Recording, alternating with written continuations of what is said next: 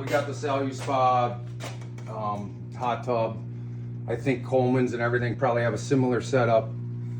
And a lot of people are getting the E02 error, which I also had on here. I took it all apart, tried to figure out sensors, this and that, pulled some pumps apart, trying to figure out what was going on. So I'm not going to take it apart right now, but I'll show you what the culprit is.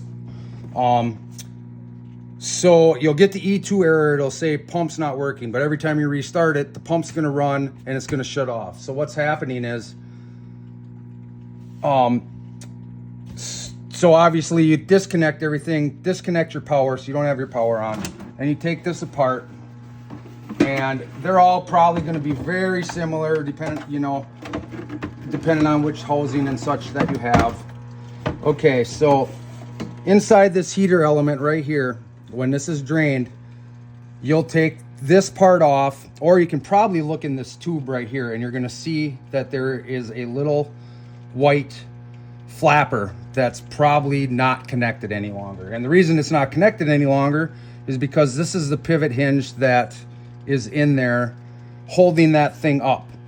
And what that does, when your pump turns on, that flapper comes forward like this, and it must help tell this contact that there's water flowing through the system, and so you don't get the error code. Well, so you take out these 4 screws, underneath there you'll see that flapper.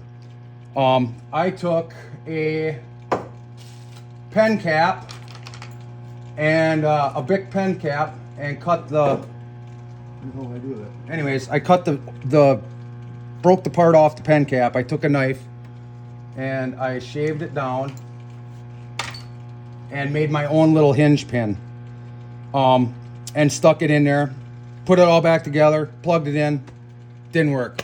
So I was like, son of a gun. Took it apart again, realized that I had the flapper backwards. So when you do this, your flapper is going to be loose in there. Make it so that one side of the flapper is flat, the other side has one single tooth. That single tooth points towards the outlet port, because then when the water turns on, that flapper goes up so far, it stays an 1/8 inch off of this sensor, and they must make a connection. It says that the water's flowing, and I guarantee that's going to fix 99.8% of your guys' E2 errors. It's this piece of crap. And you can't use metal, I'm assuming, because it'll throw off the sensor. Like I say, I use the pen cap, and all good.